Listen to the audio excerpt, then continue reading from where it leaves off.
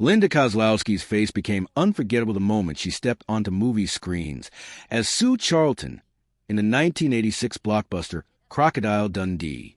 With her intelligence, confidence, and effortless charm, she stood out alongside Paul Hogan in a film that quickly became one of the biggest international hits of the decade. Audiences assumed they were witnessing the arrival of Hollywood's next major leading lady. Producers wanted the magic of Crocodile Dundee to continue. Magazines featured her everywhere, and fans believed she would remain one of the industry's brightest stars for years to come. Yet as time passed, something unexpected happened. Instead of becoming one of Hollywood's busiest actresses, Linda gradually disappeared from the spotlight.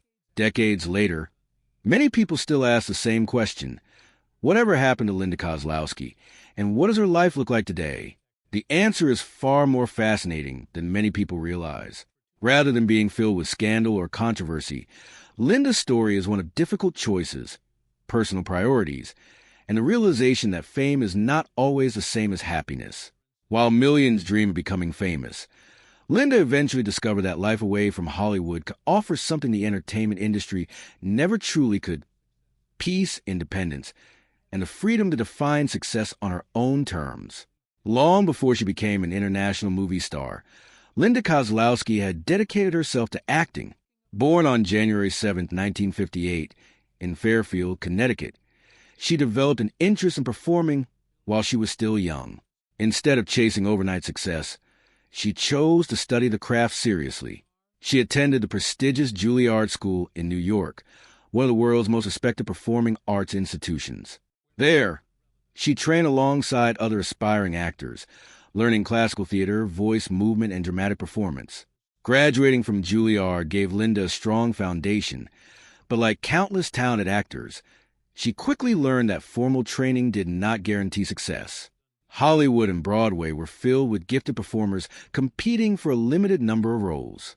She accepted smaller opportunities, performed in theater productions, and continued working while waiting for the breakthrough that every actor hopes will eventually arrive. One of her earliest significant professional experiences came when she joined the cast of Death of a Salesman. Working alongside legendary actor Dustin Hoffman provided invaluable experience. Hoffman was already one of Hollywood's most respected performers, and appearing in such an acclaimed production exposed Linda to high-level acting at an early stage in her career. The production eventually led to a television adaptation, giving Linda another opportunity to showcase her abilities before a wider audience. Even then, however, she remained largely unknown to moviegoers. Like thousands of actors before her, she was still searching for the role that would change everything. That opportunity arrived in the mid-1980s when she auditioned for Crocodile Dundee. The film story was refreshingly simple, yet incredibly entertaining. It followed rugged Australian bushman Mick Dundee as he traveled to New York City with journalist Sue Charlton, creating endless moments of humor through the clash of cultures. Linda's portrayal of Sue became an essential part of the movie's success. Rather than serving as a typical romantic lead, Sue was portrayed as intelligent, capable, and adventurous. Her chemistry with Paul Hogan felt natural, helping audiences invest emotionally in their journey together. Critics praised the performances, and moviegoers embraced the characters almost instantly. When Crocodile Dundee premiered in 1986, few expected it to become such a worldwide phenomenon. Produced on a relatively modest budget, the film became one of the highest-grossing movies of the year. It attracted audiences across continents, earning hundreds of millions of dollars at the global box office and turning both Hogan and Kozlowski into internationally recognized stars. For Linda, life changed almost overnight.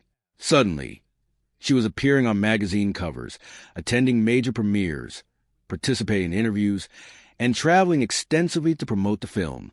Everywhere she went, audiences recognized her as Sue Charlton. It seemed impossible that such enormous success wouldn't lead to dozens of exciting acting opportunities. From the outside, everything looked perfect. Hollywood often celebrates actors who become associated with beloved films, but it can also trap them within those same successes. In Linda's case, many of the offers she received after Crocodile Dundee closely resembled the character she had already played. Producers wanted another Sue Charlton rather than allowing her to explore completely different roles.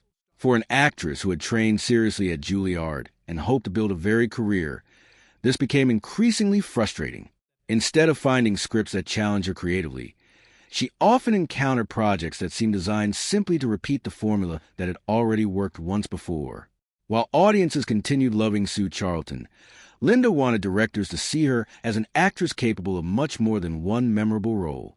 She later explained in interviews that many of the scripts she received simply weren't interesting enough to justify accepting them.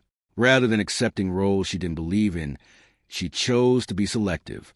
It was a decision rooted in artistic principles, but one that also came with consequences. Hollywood rarely waits. As new stars emerged throughout the late 1980s and early 1990s, competition became even more intense.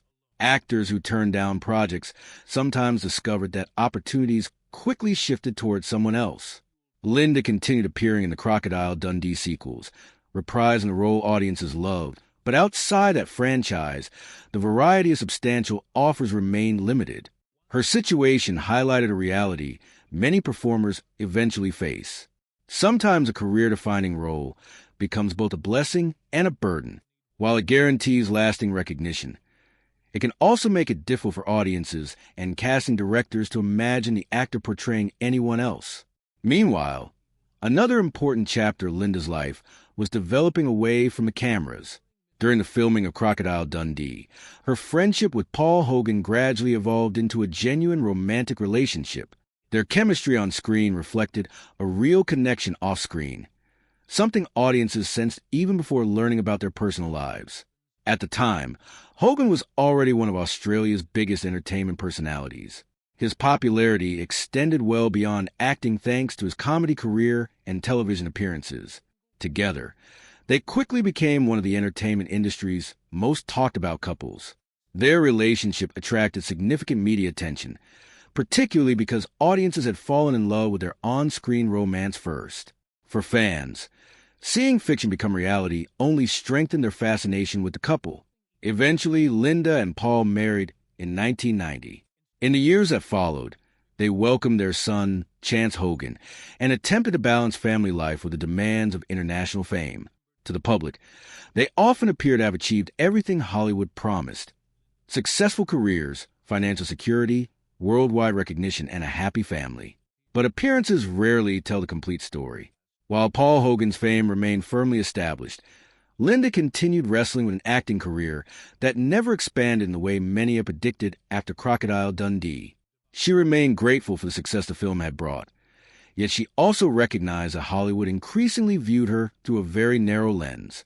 Rather than chasing fame at any cost, Linda began asking herself a question many celebrities eventually confront. What if success isn't measured by staying famous forever? As the years passed, that question would become increasingly important, not only for her career but for the direction of her entire life. Instead of fighting endlessly to remain in Hollywood's spotlight, Linda would eventually make a decision that surprised fans around the world, proving that sometimes the bravest choice isn't holding on to fame, it's having the courage to walk away from it. Many actors spend years trying to remain in the spotlight, accepting almost any role to stay visible. Linda chose a different path. Instead of appearing in projects that failed to inspire her, she became far more selective.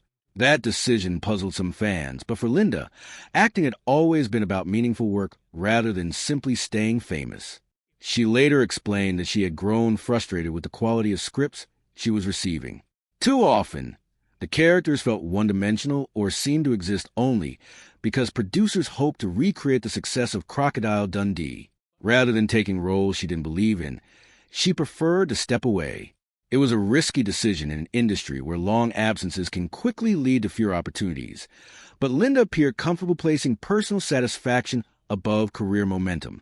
For many observers, this marked the beginning of her gradual departure from Hollywood. There was no dramatic announcement, public feud, or headline-making controversy. She simply began living a quieter life, while entertainment magazines focused on newer stars.